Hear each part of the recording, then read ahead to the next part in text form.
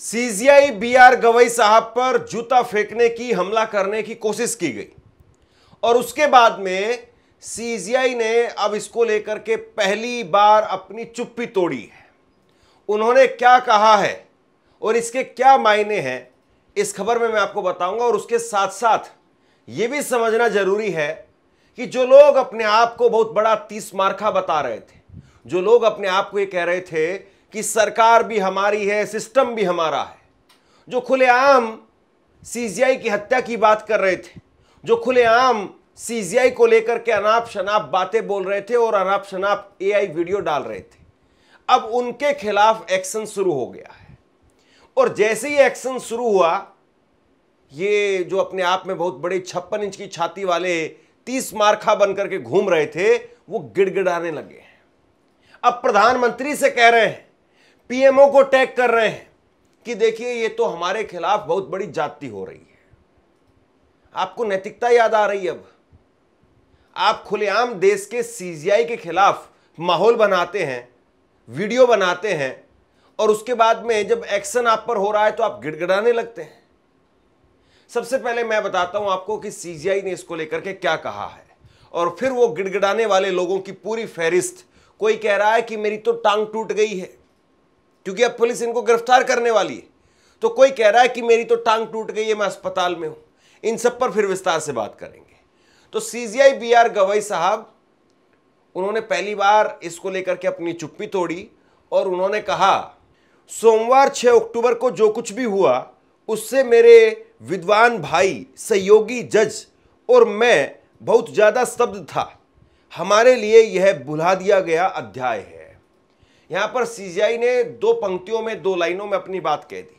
उन्होंने कहा कि जो कुछ भी हुआ, भरी अदालत में, चलती हुई कोर्ट में जिस तरीके से जूता फेंकने की कोशिश की गई, हमला करने की कोशिश की गई, यह बहुत हैरान करने वाला था।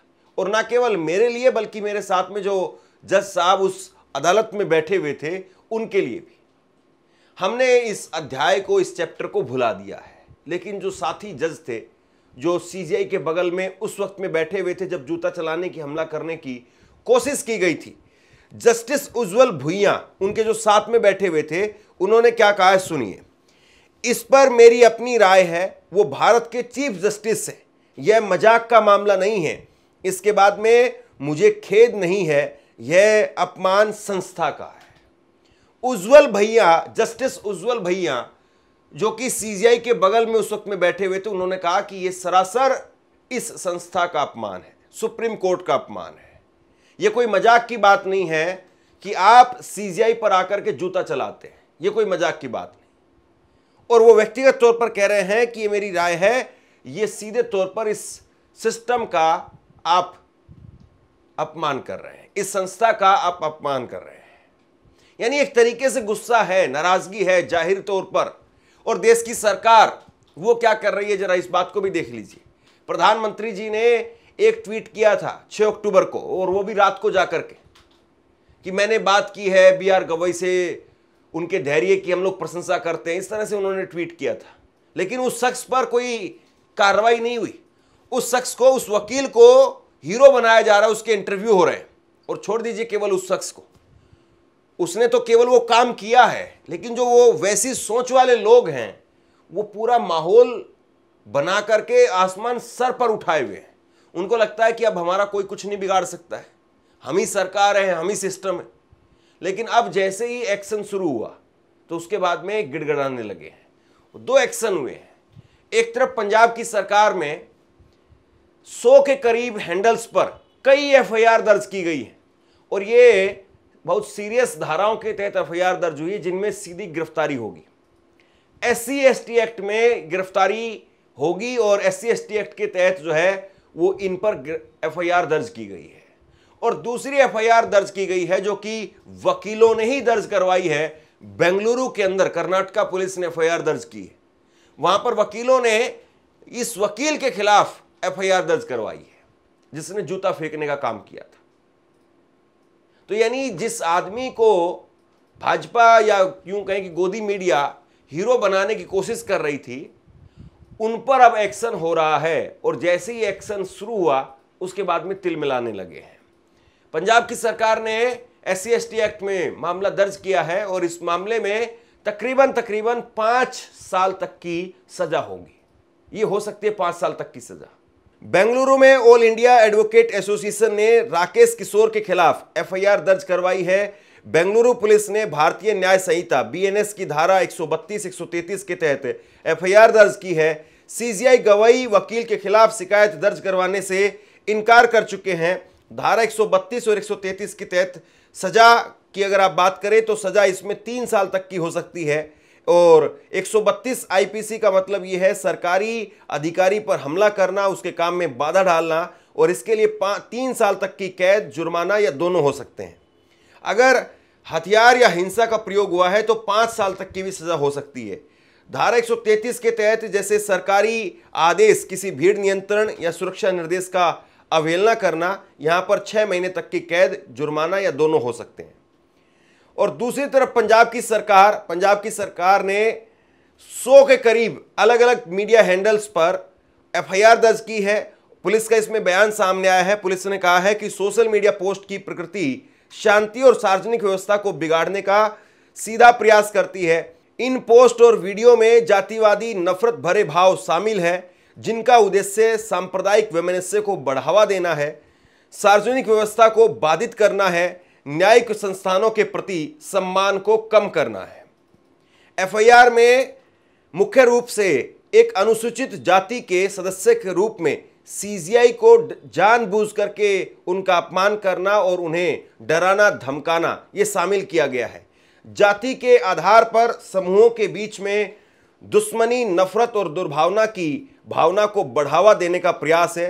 शांति भंग करने और सार्वजनिक उपद्रव करने के इरादे से जानबूझ करके अपमान करना, और इसमें SC/ST एक्ट के तहत मामला दर्ज किया गया है।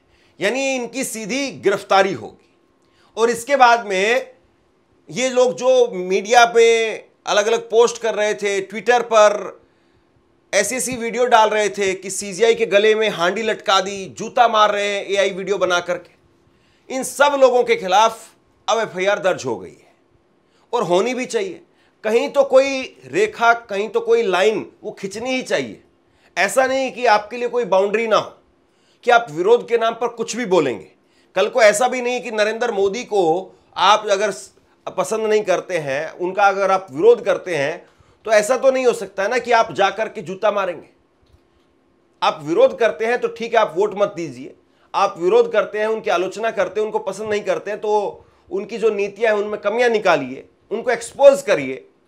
जो भी आप कंटेंट के तौर पर, मटेरियल के तौर पर उनके खिलाफ पेश कर सकते हैं, खूब पेश कीजिए, कौन आपको रोक रहा है। लेकिन गाली देना, हिंसा करना, जूता मारना, ये कहां से संभव है।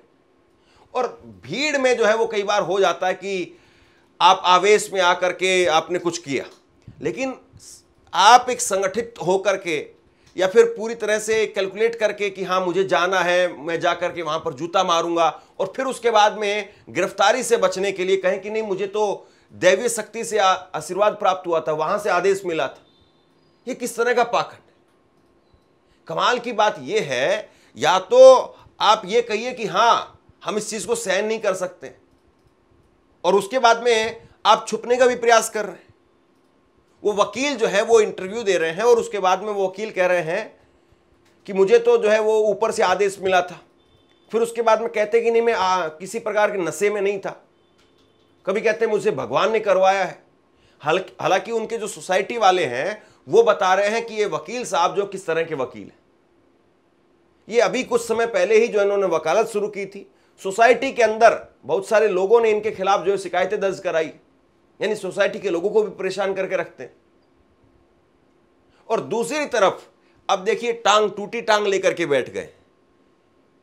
ये शख्स जो है, पहले अनुपम नाम है इसका, अनुपम के सिंह, ये अजीत भारती के साथ में पॉडकास्ट में बैठा हुआ था, और उस पॉडकास्ट के अंदर जो है ये बातें कही जा रही थी कि BR गवई का सिर पकड़ करके दीवार पर मार देना चाहिए ताकि सिर फट करके 2 फाड़ हो जाए। ऐसी बातें कही जा रही थी। और फिर उसके बाद में कहते नहीं नहीं हम हिंसक नहीं हैं, हम तो अहिंसावादी हैं, हम तो गांधी जी को मानने वाले हैं। जब मतलब पहले आप ये बात बोलोगे, फिर उसके बाद में दूसरी ऐसी बात कह रहे हैं कि अगर गोडसे नहीं बन सकते तो गांधी बन जाते और मुंह पर जाकर के थूक देते, ज्यादा से ज्यादा 6 महीने की सजा होती।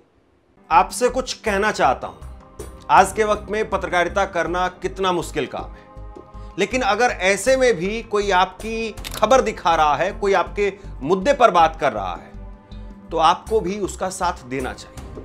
अगर आपको लगता है कि मेरी पत्रकारिता सही है, मैं आपके लिए आपकी खबर वो दिखा रहा हूं, तो ऐसे में आप मेरा सहयोग कीजिए। आप इस वीडियो को जब लाइक करेंगे तो लाइक के साथ में ही एक थैंक्स का बटन आपको दिखाई देगा, उस थैंक्स के बटन पर आप क्लिक कीजिए और जो भी सहयोग राशि दे सकते हैं वो दीजिए। दूसरा, आप चैनल को ज्वाइन कर सकते हैं और चैनल को ज्वाइन करके भी मुझे मदद कर सकते हैं। अब देखिए कैसे कैसे पोस्ट कर रहे हैं। ये अनुपम के सिंह ने पोस्ट किया और ये पोस्ट करके इन्होंने कहा कि मुख्य न्यायाधीश BR गवई का मैं सम्मान करता हूं और अपनी पिछली बातें वापस लेता हूं। उक्त वीडियो में मैं अजीत भारती और कौशलेश राय ने जो भी कहा है उससे स्वयं को अलग करता हूं। इन दोनों से मेरा कोई संबंध न माना जाए। अगर CGI ने भगवान विष्णु को लेकर के कुछ कह भी दिया तो इसे लेकर के हंगामा नहीं होना चाहिए, क्योंकि वो जिस पद पर हैं वहां उनके लिए धर्म या देवी देवता सारी चीज उस पद से परे है। अब नीचे एक लाइन देखिए, नीचे कह रहे हैं कि ऐसा बोलूंगा समझा था क्या। मतलब ये अभी भी मजाक बना रहे थे, ये अभी भी अपनी वही ढीठता दिखा रहे थे। और अब देखिए इनकी एक फोटो देखिए आप, ये इन्होंने जो फोटो पोस्ट की है कि मेरी तो एक टांग टूट गई है, मैं तो अस्पताल में भर्ती हूं।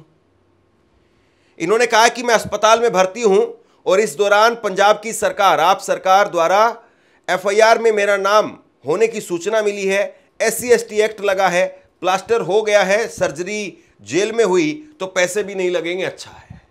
हालांकि जिस तरीके से ये लोग चुटकी ले रहे हैं, बात उतनी भी हल्की नहीं है।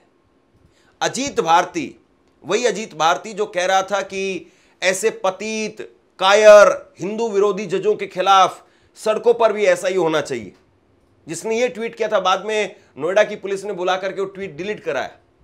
अजीत भारती जो है वो खुद से एक बड़ा लंबा चौड़ा ट्वीट कर रहा है, सुनिए जरा। प्रिय PMO इंडिया और नरेंद्र मोदी दोनों को टैग किया है और फिर लिख रहा है कि पंजाब के मुख्यमंत्री ने कई जिलों में सैकड़ों सोशल मीडिया हैंडल्स पर गैर जमानती धाराओं में FIR कराई है। इस FIR का इन सारे हैंडलों पर जो भी प्रभाव पड़े, परंतु आप यह याद रखिएगा कि इस कानून को हथियार बनाने में आपकी सबसे बड़ी भूमिका रही है। यदि किसी CGI पर किसी ने टिप्पणी भी की है तो पंजाब सरकार का लोकस क्या है? क्या मैं पंजाब में हूं? क्या गवई या सुप्रीम कोर्ट पंजाब में है? या केवल यह है कि पंजाब सरकार के पास में पंजाब पुलिस है? इस कानून की आड़ में ब्राह्मणों सवर्णों की नरसंहार की खुली धमकियां दी जा रही है। सुप्रीम कोर्ट परिसर में वकील सवर्णों के चमड़ी के जूते बनवाने की बात कह रहा है और वह साथ ही अपने दलित होने की भी चर्चा करता है। राजनीतिक व्यवस्थाओं की चक्की में यदि आपको इस तरह से पिसते हुए लोग नहीं दिख रहे हैं, क्योंकि उनकी संख्या से आपको या आपकी पार्टी को असर नहीं पड़ता है, तो एक बार बोल दीजिए। यदि आप CGI पर बोल सकते हैं तो सवर्णों के नरसंहार की बात पर आपकी पूरी पार्टी से कोई भी बोलने वाला क्यों नहीं है? क्या सवर्ण सारे सवर्ण आत्मदाह कर ले या फिर लिखना बोलना छोड़ दे? अब इस तरह से इतने लंबे लंबे ये पोस्ट कर रहे हैं और ये बता रहे हैं कि अब ऐसे तो सारे सवर्ण जो है वो आत्मदाह कर लेंगे। नरसंहार की बात कर रहा है। मतलब खुलेआम एक जज के ऊपर जूता चलाया जाता है तो उस पर चटकारे लिए जाते हैं, और एक FIR कहीं पर होती है तो उसको लेकर के देखिए किस तरीके से इनका दर्द फूट करके बाहर आ रहा है। सबसे बड़ी बात यह है कि अगर यह काम बीजेपी की सरकार ने कर लिया होता या फिर नोएडा की पुलिस ने जहां पर इनको बुलाया था उसके बाद में इनको 3 घंटे के बाद में छोड़ दिया, अगर ये वहां पर हो जाता तो शायद ना पंजाब की सरकार क्रेडिट ले पाती और ना बेंगलुरु की सरकार क्रेडिट ले पाती। आप खुद कहते कि देखिए भाई, हमने जो है वो ऐसे लोगों को जेल की सलाखों के पीछे खुद डलवा दिया है, योगी आदित्यनाथ की सरकार ने डाल दिया है। लेकिन ये तो वही हो जाएगा कि सूरज वो पूर्व से ना निकल करके पश्चिम से निकला है, ये तो फिर वही बात हो जाएगी। अब सबसे बड़ा सवाल ये है कि जिस तरीके से ये लोग पहले हुंकार भर रहे थे, एक एफआईआर होते ही ये गिड़गिड़ाने लगे। इसी से आप समझ लीजिए कि कैसे कैसे लोगों को किस किस तरीके से भड़का करके, बोल करके, वो बाकी के जो 100 लोग और हैं या 100 हैंडल और हैं, उनको भी जो अपने साथ में निपटवा दिया है। और जाहिर सी बात है, इन लोगों का कुछ नहीं होने वाला है। मुझे याद है खूब अच्छे से, पंजाब की सरकार ने एक एफआईआर की थी और बीजेपी के नेता तेजिंदर बग्गा, उन पर एफआईआर हुई थी एक मामले में। तेजिंदर बग्गा को गिरफ्तार करने के लिए पंजाब की पुलिस आई। पंजाब की पुलिस तेजिंदर बग्गा को गिरफ्तार करके लेकर के जाती है। उस वक्त में आम आदमी पार्टी की सरकार थी दिल्ली में। गिरफ्तार करके लेकर के जाती है, लेकिन हरियाणा की पुलिस बीच में रोक लेती है। हालांकि अब हरियाणा की पुलिस बीच में रोकेगी नहीं रोकेगी देखने वाली बात है। क्या बीजेपी अब इस मामले से कम पल्ला झाड़ेगी, या बीजेपी अभी भी जिस तरीके से तेजिंदर बग्गा को बचाया वैसे ही अजीत भारती जैसे लोगों को बचाएगी? और अगर नहीं भी बचाएगी, अजीत भारती जैसे लोग वो कुछ समय के लिए अगर अंदर चले भी जाएंगे, पहली बात तो मुझे लगता है ये अंदर जाएंगे ही नहीं, क्योंकि जिस तरीके से सिस्टम सरकार ये लिख रहे हैं, बता रहे हैं कि सिस्टम भी हमारा है, सरकार भी हमारी है, तो सिस्टम और सरकार बहुत बड़े होते हैं। अब यहां पर आम आदमी पार्टी की सरकार कितना कर पाएगी देखने वाली बात है, लेकिन ये तो साफ हो गया कि बीजेपी अगर ये काम कर लेती तो आज दूसरी पार्टियों को मौका नहीं मिलता। खैर, अब देखने वाली बात यह है कि क्या पंजाब की सरकार इन लोगों को गिरफ्तार कर पाएगी। SC ST के तहत मुकदमा दर्ज हुआ है, और SC ST के तहत जब मुकदमा दर्ज होता है तो जाहिर सी बात है गिरफ्तारी तो यहां पर होनी ही चाहिए। अब देखते हैं कि इसमें होता क्या है। आप क्या सोचते हैं, नीचे कमेंट बॉक्स में लिख करके जरूर बताइए। इस खबर को शेयर कीजिए। धन्यवाद।